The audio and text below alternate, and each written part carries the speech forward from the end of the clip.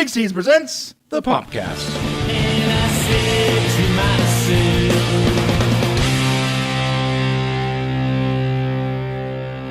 what a wonderful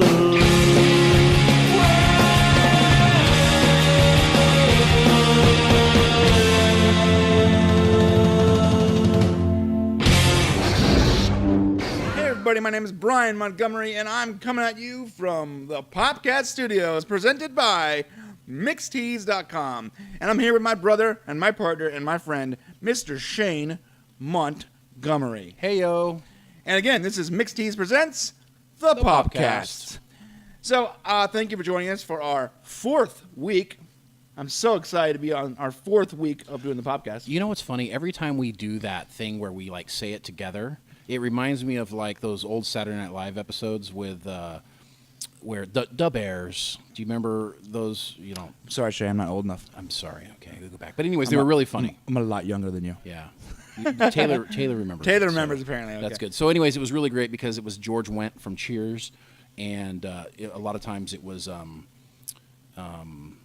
you know, they were all big fans of Chicago sports teams like the Bears. The So when we Bears. go, the Popcast, it reminds me of it. Oh, that's cool. I'm glad I can remind you of something. And it reminds me of being a manly man because, you know, Mike Ditka, who you may not know who that is, but he was coach of the Bears, right? Uh-huh. He was a manly man, and that man would wear some sort of a belt when he worked outside. Wait, Like, SNL had a coach? well, Saturday Night, no, the coach of the Bears football team. Oh, I see. He was on the show sometimes, and Yeah. But they were all part of that, and they were basically acting like Mike Ditka. He wore a big belt? But he's a manly man, and Yeah. manly men would wear like tool belts or some sort of a large belt. Yeah, I need a tool belt because I have this bag that looks like a purse, and I'm not gonna be carrying it anymore because I've gotten too many negative comments. Is it a fanny pack? It's not a fanny pack, okay? Bro, you got a fanny It's not. pack? No, it's a man purse. It's a man purse. That's not a I don't want to look like I'm walking around Disneyland every day of my life, but I have too many knickknacks and things to put in my pockets and or wallet. You know, I wish it was more socially acceptable for a man to carry a purse of sorts. You know what you need? Or some kind of belt with a bunch of little pockets. You just said the key word. Belt, bunch of pockets. You need a utility belt. A utility belt. That'd be perfect. That'd be perfect. But what kind of man carries a utility belt? Well, there's only one man that carries a utility belt. the Batman. The Batman. The Batman. And you guessed it, folks. Today's episode is about the one and only Batman. And we took a long ways to get around it, but forgive us because we're special. Yeah, last week we did Superman. I hope you enjoyed that episode. There was so much more we could have talked about, but we can only go for about 30 minutes before Shane actually gets tired and starts to fall asleep. Yeah, it's true. And so in order to continue on that same vein, we would like to talk about Batman this week. And of course, Especially because the new movie's coming out. Right. Batman versus Superman. Which I've got a really big question about this. Why does Batman get to be first? Oh, because Superman in every situation, every scenario beats the crap out of Batman. So they're going to put Batman, you know, that's a good point, actually. Let the Bat have the first billing. Yeah, there are 3 ways Batman can kill Superman. And there are possibly an innumerable amount of ways that Superman can kill Batman. Like crush him with the earth? No, there was one theory where it showed all the thousands of ways Superman can beat Batman. But the best one was he can simply fly into space and wait for Bruce Wayne to die of old age. That's a pretty good one. Yeah. But we're going to be talking about Batman. Batman is badass. There's been a lot of movie, TV, comic books, serials, different things, books, novels, all about Mr. Dark Knight himself, and we're going to give you some of that history. Yeah, we're going into pretty much 8 decades of life for Batman. Woo! Starting all the way back in 1939. Real quick, can I give you the oldest reference of Batman? Definitely. The inspiration that made Batman. Okay. Zorro. Oh, I want to hear about this. Tell us a little bit about Okay, this. so the guy who drew Batman and conceptualized him in the first place was a huge fan and had every single hardcover version of the book Zorro. His name is Bob Kane, by the way. Bob Kane, thank you. And he refused to ever explain that he drew that inspiration from Zorro. But years later, when they're selling his estate and they're finding 37 pristine books about Zorro. You start to paint a little picture because, I mean, it's a rich guy who's a playboy by day, vigilante by night, wears a mask, has a cape, has cool toys, has a butler that trained him. Nice. I mean, it all adds up. An Indian. You do what you have to do. Something like that, right. But I tell you, it was actually, it makes sense because, the mask itself, perfect. Right. That's the most important part of it. So Zorro. Now, that's not anything I read about, so that's very interesting. But I do know that Bob Kane, he was actually a gag cartoonist. So it was a little bit unlikely. It was an unlikely creative source that they came to him. It was editor Vin Sullivan back in 1939. And, of course, this was National Comics, and later they became known as DC Comics, which everyone is in the comic world is familiar with today. And basically, Vin was looking for a new superhero, a character who could build on the success of Superman, which had come out previous to Batman. And so he came to Bob Kane and said, hey, design a new hero. So Kane, he ends up conceiving one of the most popular and enduring characters of the 20th century, the Batman. The Batman. And the first Batman story was actually called The Batman. The Batman.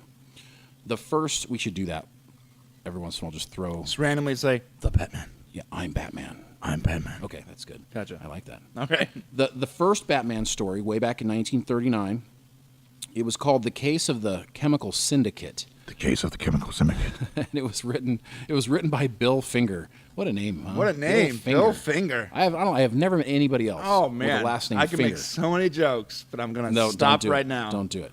Stop right now, Mr. Finger. So Bill, Mr. Finger, he wrote with his finger the first episode. It was drawn by Kane, and it was published in Detective Comics number 27 for anybody who wants to go out and try to find that, which will be very hard to find. It hit the newsstands March 30th, 1939.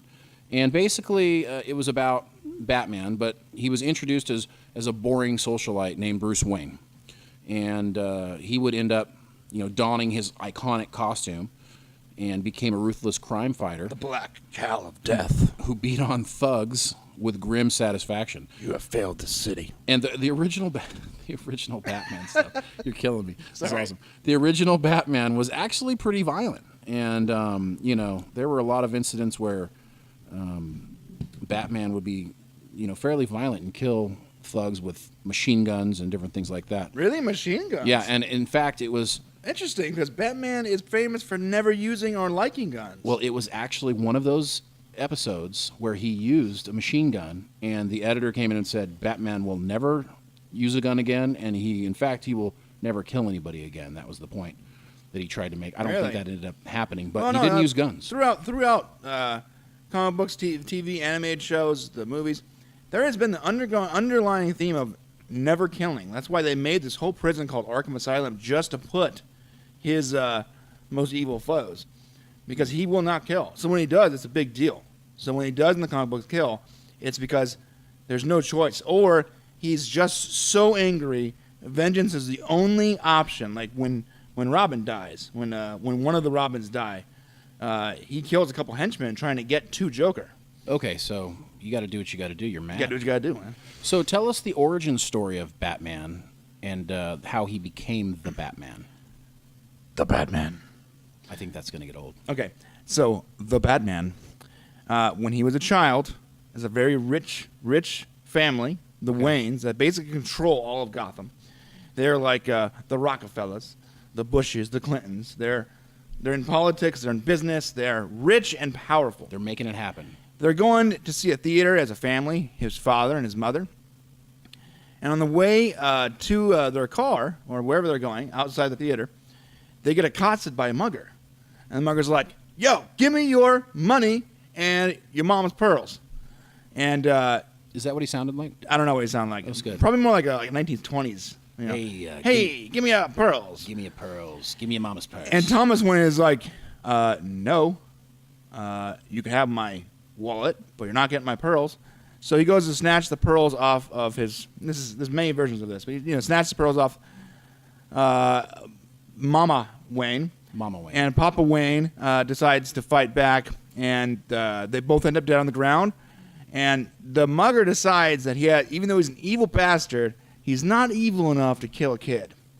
So he leaves the kid there Bruce Wayne as a young 9-year-old that just watched his parents get murdered violently for some pearls. So he goes back home to his mansion, and he's crying, he's upset, and his butler, who gets custody of him until he turns 18 as custodianship, Alfred Pennyworth, Nice. and decides to take over custody of Bruce Wayne. Be his butler, but also be his guardian. How did that work, anyways? Is it like, I don't know. Hey, get the door, and then he's like, no, you go to bed. I mean, I don't know. I know, like, in that TV show Gotham, you see interaction between a young, teenager Bruce Wayne and Alfred. And it's funny because when teenager Bruce Wayne doesn't want to do something, he literally just dismisses Alfred. He goes, "No, Alfred, get out of here." Wow, And Alfred could do nothing but walk away. He had to go to his room and punch a pillow or something. Yeah. I'm gonna get that kid. Angry butler, dude. So he takes guardianship over Bruce Wayne, and I guess Alfred is also some royal special forces from the Queen's Army and nice. some kind of badass back in his day. And he teaches Bruce Wayne some moves, and he starts training, and he wants to make sure that he can never be in the same position that his father was in without being able to defend himself. And I'm not going to go into everything, but eventually he goes to Tibet, and he trains with some monks, and he goes to League of Assassins, and he trains with them, and Ra's al Ghul, and a lot of stuff that's too much history to get into. Comes back to Gotham, and he picks up his ways as the young playboy, bagging chicks and driving fancy cars. It's bagging chicks. Driving fancy cars and going to concerts and just living it up as the big bad Bruce Wayne, barely even running his company, and doing his vigilante stuff at night, trying to find the person that killed his parents. Now, his entire reasoning behind being Batman was not to fight crime, per se. Initially, it was about finding the muggers. It was revenge. Right, it was revenge. He was motivated by his internal turmoil. And it sort of tailspins. He can't find the guy. It sort of tailspins into this whole Batman thing, and boom, Batman's born. And there's someone at his firm that helps him build toys. Fox, one of the engineers that knows who he is, helps him build the Batwing and the Batmobile and the utility belt. Is that a standard comic storyline? Because we don't see Fox until the Dark Knight series for movies.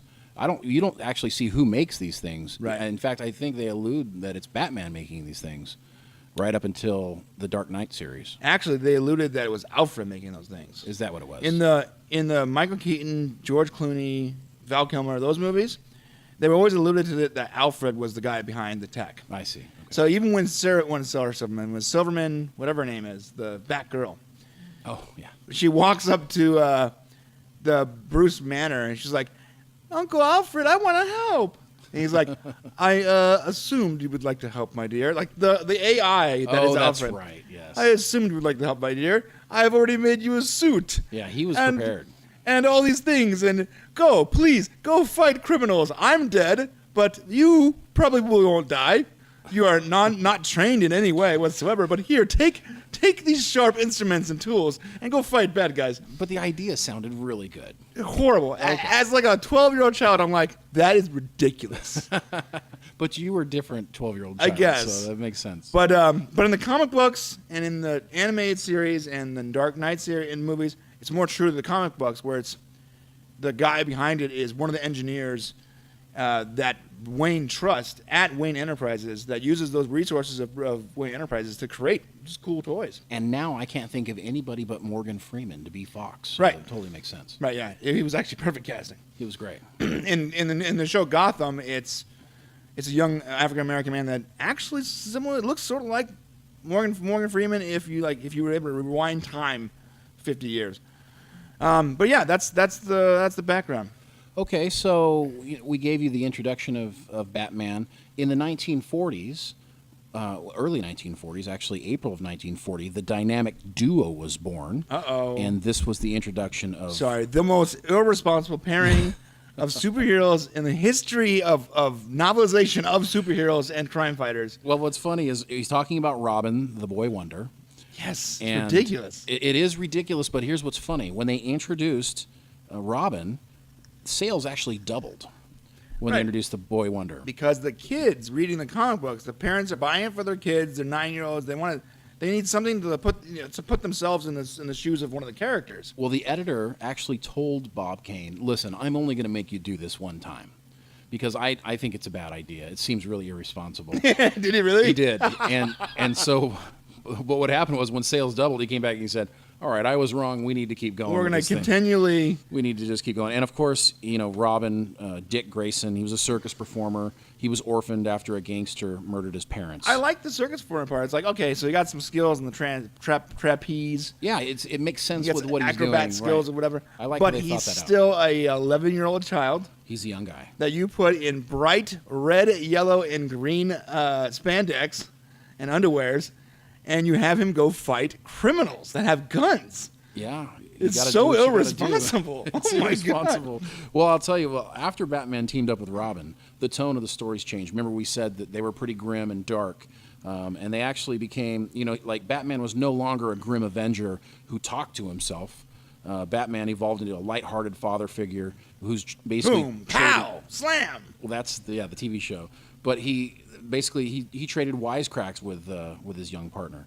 So it's very interesting that we got a couple of the Joker and Catwoman Right. was actually introduced also in the 1940.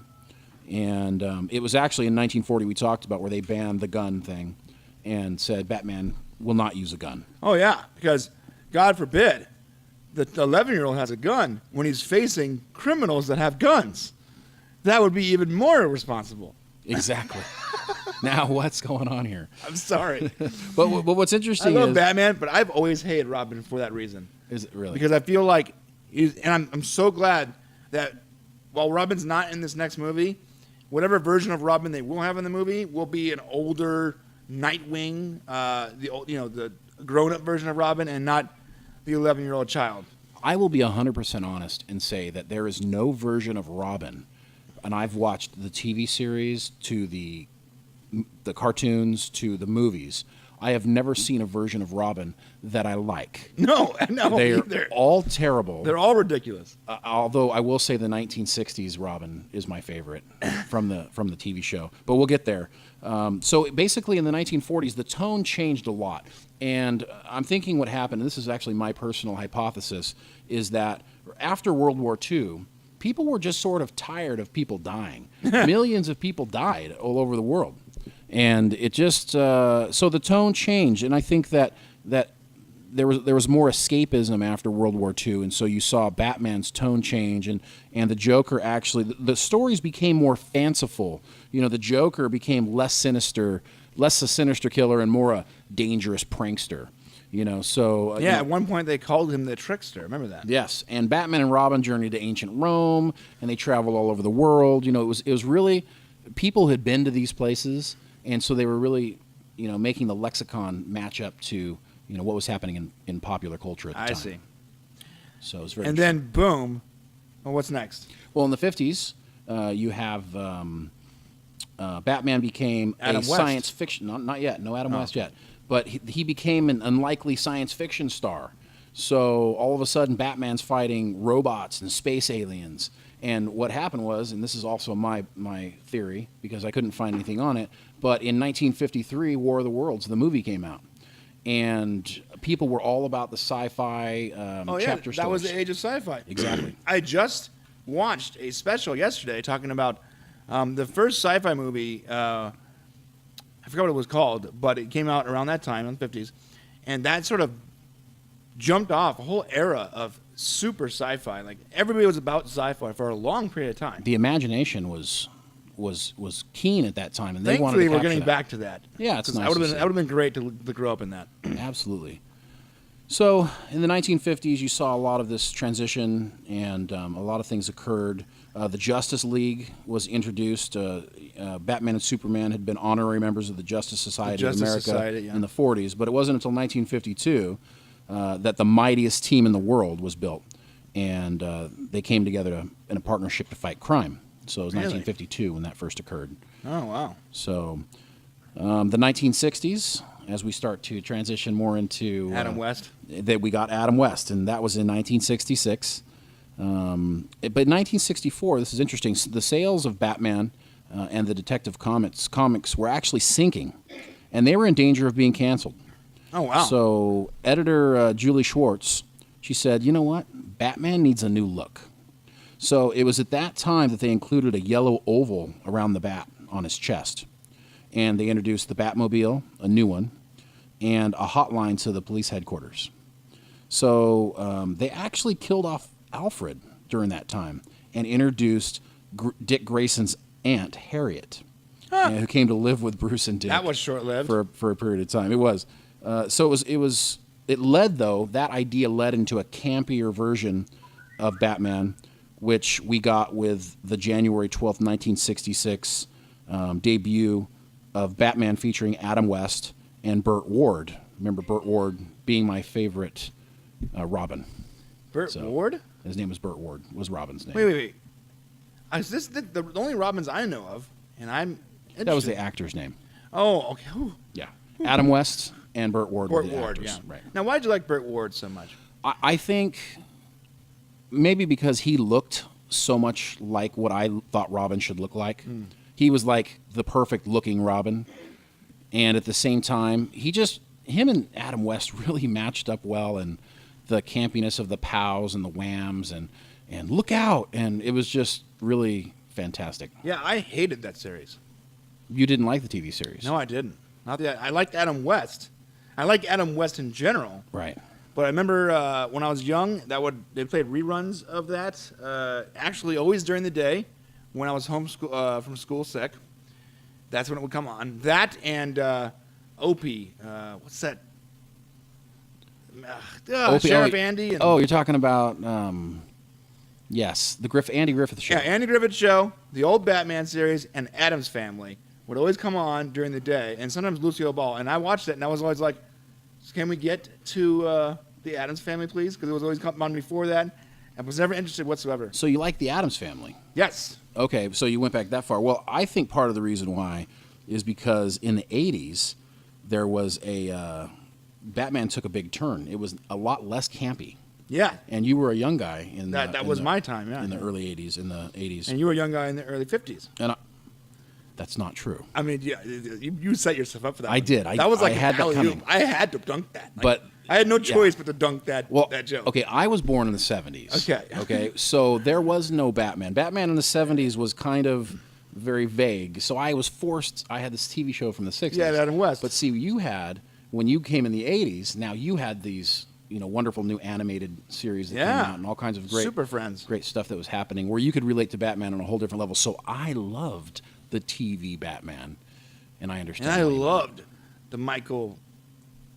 God, I can't remember his last name. Michael Keaton. Michael Keaton Batman. Which is interesting because that came out in 1986.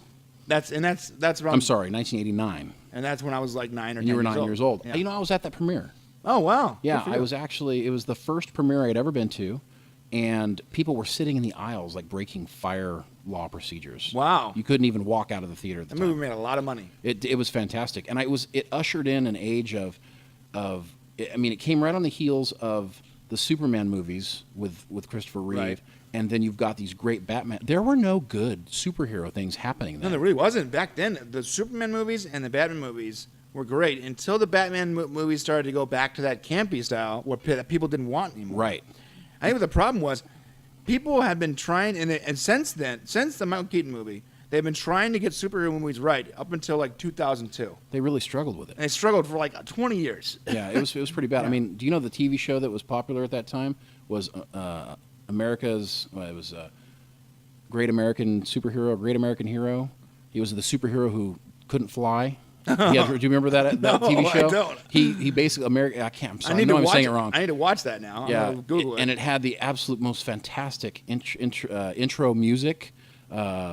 I wish I could remember it off the top of my head, but anyways, it was a curly-haired blonde guy, and he was a terrible superhero. He could barely fly. Oh, I know what you're talking about. Do you know what I'm talking about? Yeah, the curly hair just brought it back. Right. I remember. Yeah, he was like the worst. He was the worst. And then all of a sudden, you've got these great Batman movies that come in, and it's like, oh, wow, the superheroes can be really great. you Right. know, And then Val Kilmer and George Clooney hit the stage. Well, and in all fairness, Val Kilmer was a really good Batman. Yeah, he's a great Batman, but he had He was nipples on his costume. Yeah, but he was. What is that about? He was a terrible Bruce Wayne, or yeah. So. He's great Bruce Wayne. Oh, you liked him as Batman. Bruce Wayne? I think that him and Clooney like personify Bruce Wayne. Yeah, Clooney was a great Bruce Wayne. Probably Clooney was probably the best Bruce Wayne. Right. All right, like the way he acted, the way like Michael Keaton was not a good Bruce Wayne, but No. he was so good in everything else that worked. Yeah, Michael Keaton's good at everything. Right. And he's been in 2 back-to-back Oscar movies now. But Joy, if you told me, hey, listen, George Clooney is actually a superhero at night, I'd be like, yeah, I can see it. You could see it happen? Because the guy looks like one of those guys like maybe like he's in the Peace Corps and he goes Okay. I don't know. He looks like a guy that would probably fight for someone's freedom or something and be a movie star during the day. So in case you guys don't know, Michael Keaton made the first 2 Batman movies, Right. which is Batman and Batman Returns. Right. And then Val Kilmer made the 3rd Batman movie, Right. which I'm not even sure the title of that one. I don't know what it is either. But he was coming off But of... Robin was in it. No? I think Robin was Robin in in that that one. one? Yeah. Okay. And when they got George Clooney, they kept Robin and switched out the Batman. That's right. Well, yeah. Val Kilmer was coming off of Tombstone, really hugely popular movie. He did a great job in, and then he just struggled with the Batman. Then they brought in George Clooney for Batman and Robin. I don't think Val Kilmer was bad. I think that the lines he was given was bad. I think his costume was horrible. I think he was very stiff when he played Bruce Wayne. Well, and he was tough to work with too. So Right. Yeah. I think tough Clooney acting. was probably the most fluid Bruce Wayne, but every one of the things in the movie, the George Clooney Batman, was so campy and ridiculous. He had a Bat credit card. Remember that? Yes, you're right. Oh my God, it's so Yeah, crazy. that's kind of silly. And the ice skates, like he just happens to have ice skates Yeah. prepared, ready to go. Like, oh, It was God. bad, but we had great villains. We had Arnold Schwarzenegger. We did, had Jim Carrey. Right. We had Actually, I think Jim Uma Carrey Thurman. was in the Val Kilmer one. He was. Right. Yeah, he was. It was Arnold Schwarzenegger in Batman and Robin, and there was one more. Uma Thurman and Bane. Was it Bane? I don't remember what the actor's name is. Well, we had a lot of great bad guys in the even Tommy Lee Jones was Two-Face. Oh yeah, he was great. And that was fantastic. You can't talk about what's the name? Jack Nicholson. Jack Nicholson. Yeah. I was going to say we never even mentioned him. What a great Joker. He was, arguably the best Joker at the time. Now probably the second best Joker Second best behind Heath. behind Heath. Well, let's talk about the Dark Knight movies. Yeah. Because that really sums up the early part of the 2000s when Christian Bale became Batman. So the Dark Knight movies are an interesting premise. So what happens is they go to a very realistic director known for gritty, sort of down-to-earth storylines, especially when dealing with like fantasy realms. Like he'll somehow make that more realistic. And they gave him the scripts for Batman Begins and the other 2. I always forget the names. Batman Returns, something. Dark Knight Returns. And those were basically adaptations of the comic books Batman Begins, Batman Returns, Okay. where they're more realistic versions of comic books. When they rebooted the series, they rebooted it in that vein of like sort of realistic, gritty League of Assassins. Yeah, Ra's I al love Ghul. how they took him. He went Right. basically overseas. He Right. learned to fight from Ra's al Ghul. Liam Neeson. Yeah. Who was a great Ra's al Ghul. Yeah. And that whole setup made it more realistic. And I like what they did because I think that those movies show the industry like, okay, X-Men was okay. These X-Men movies worked. These X-Men movies didn't. These Fantastic Four movies worked. These Fantastic Four movies didn't. It was sort of shaky ground. I feel like people go, oh, the X-Men series, what's rebooted the superhero series. I'm like, I disagree because the X-Men, good movie, bad movie, good movie. It was always inconsistent how good the movies were.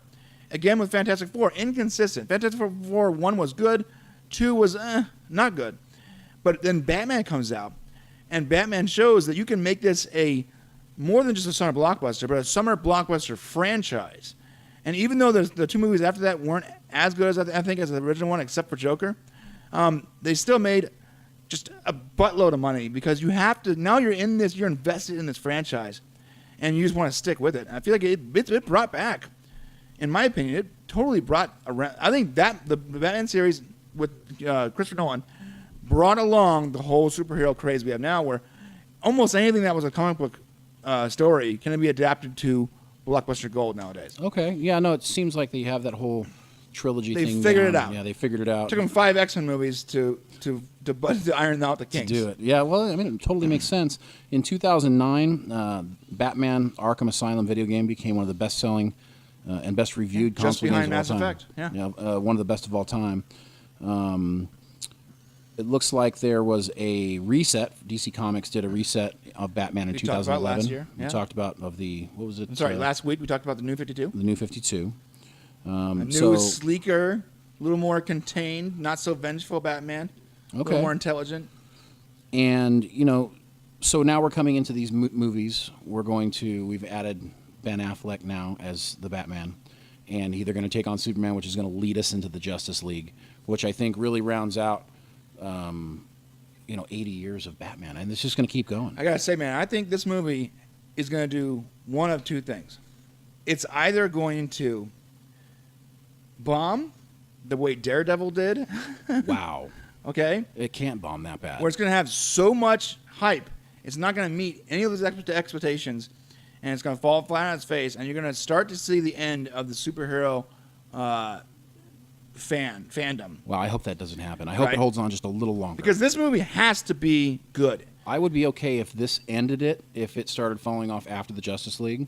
I would be okay with that. Might But be it's too. got to make it through the Justice Or League. it's going to be good. It's going to live to the hype. And I think that's what it's going to do is propel this thing out of the atmosphere where we're going to be seeing DC and Marvel movies every summer for the next 10 years. It has so much hype surrounding it. The problem with this, just like with Star Wars, all this hype related to this movie, that even if it's good, that's not enough. It's got to be amazing for it to be given a good review. Because if it's just good, that's not good enough. Yeah, it's got to be. That's what I'm worried about. It's got to be great. Well, thankfully, Man of Steel was really good. So, Yeah, in my opinion, it was, yeah. well, let me do a little bit of. There's a couple of things you probably didn't know about Batman that we should probably include here. Okay. So, did you know that Bruce Wayne is named after Scottish hero Robert the Bruce and American revolutionary hero Mad Anthony Wayne? No. Yeah, that's apparently what it is. And apparently it's an ancestor of Batman's, according to the comics. Oh. These are real people. Yeah, Jonah Hex. Oh, okay, there you go. Okay, yeah. So there was a comic book called Jonah Hex that's a completely separate character that actually touched on some of Bruce Wayne's ancestors. There's a few issues where it gets into him meeting these guys during the Revolutionary War, and he was like this deformed dude that for some reason was super strong. I don't really know the background of Jonah Hex, but he was around during the Civil War era, and and his face was deformed. But he meets the Waynes, and they help him in one of his comic books get to one of his goals. I remember that. Oh, wow, okay. So that makes sense. Here's a question that a lot of people have asked. Were Batman and Robin gay? Now, let me tell you, you laugh, but the reality is that there was a 1954 book written by by Dr. Frederick Wertham. Oh, it had to be a Dr. It was Wertham. right. It was called Seduction of the Innocent. Oh, come on, Fred. And it became a What's wrong with you? bestseller with its claim that comic books were contributing to a nationwide epidemic of juvenile delinquency. Dirty old man. Yeah, he denounced comics, Just use any excuse to tell people comic books are evil. and Just like TV is evil, The book- movies are evil, video games are evil. well, the book actually led to congressional hearings about the topic, which is funny because you're talking 1954. So in the 50s you have this, in the 60s and 70s you have rock and roll, in the 80s you have devil worship. So it's always worship and D&D, cocaine. Dungeons Yeah. and Dragons. So there's always something, but this was of its time. It was actually considered, hey, what's going on here? So that young guy, older man thing, it actually turned into something. So you're saying Batman was the founder of NAMBLA, Of what? the North American Man-Boy Love Association. No, I'm not saying that. I mean, that's what I heard right Nope, I'm not going to. now. That was your insinuation. I'm That reading. he is a member, what's a here. card-carrying member of NAMBLA. The fact that you know what it is disturbs me in South Park. so many levels. I can't. Oh, it's not that's my right. fault. So- South Park. South Park. I don't even want- listen. South Park. They've taught me so many wrong things. We can't bring South Park here. No, we It's can't. just we can't. South It's Park just- can never be part of this show. It's not friendly enough It's totally not for fun human enough. beings and family alike. My kids are like, "Oh, Cartman." I'm like, "What? No."